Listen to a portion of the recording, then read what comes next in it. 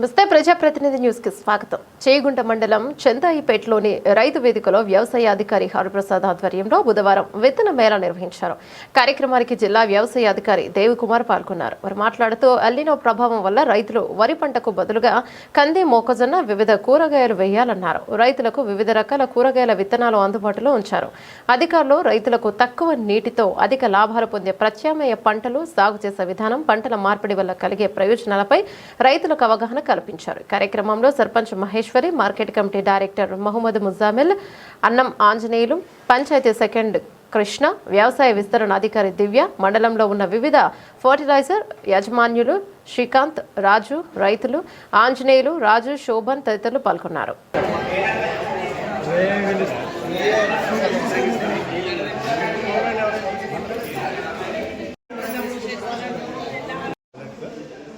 అయితే government El Niño ప్రభావం వల్ల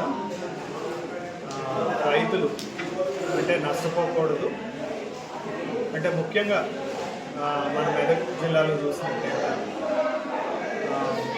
పంటలు సరళి ఎలా ఉంటుందంటే 3,80,000 ఎకరాలు మెదక్ జిల్లా మొత్తం సాగు చేస్తుంది.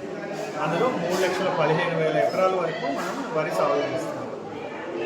కాబట్టి ఐఎండి సూచించిన మేరకు మనము అంటే వరి పంట నీళ్ళు ఎక్కువ అవసరం ఉంటుంది. అంటే మనకి ఒక ఎకరాకి కనీసము 1250 mm నీటి రిక్వైర్మెంట్ ఉంటుంది. సో అంటే మనకి పంట నాటేసినప్పటి నుంచి మనకి పంట కోత కోసే దశ వరకు సంపూర్ణంగా నీళ్ళు అవసరం ఉంటుంది. అంటే మనకి ఇప్పుడు వర్షపాతం తగ్గినందువల్ల మనకి బోర్లు భూగర్భ జలాలు అంటుకుపోతాయి. సో మనకి బోర్ సరిగ్గా పోయారు కాబట్టి మనకి దిగుబడి తగ్గి లేదా పంట ఎండిపోయి కూడా మనకి నష్టం కలిగే అవకాశం కూడా ఉంది. కాబట్టి వ్యవసాయ శాఖ ద్వారా ప్రతి గ్రామ సభలో అంటే 99 రోజుల ప్రజా ప్రణాళికలో కావచ్చు, అలాగే మన గ్రామ సభల్లో ఖేతీ బచావో అనే స్కీమ్ ద్వారా కానీ ప్రతి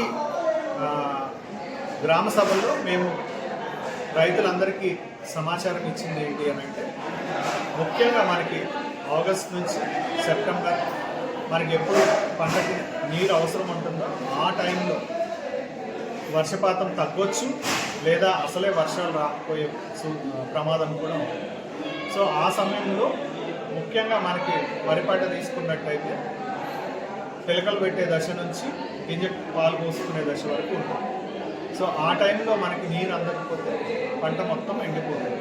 సో రైతులు నష్టపోతారు అనే ఉద్దేశంతో ఆరుతడి పంటలు అంటే మనకి పంట అవసరమైన మేరకు అంటే మనకి ఒక్కొక్క పంటకి కనీసం 4 నుంచి 5 తడులు అవసరం ఉంటుంది.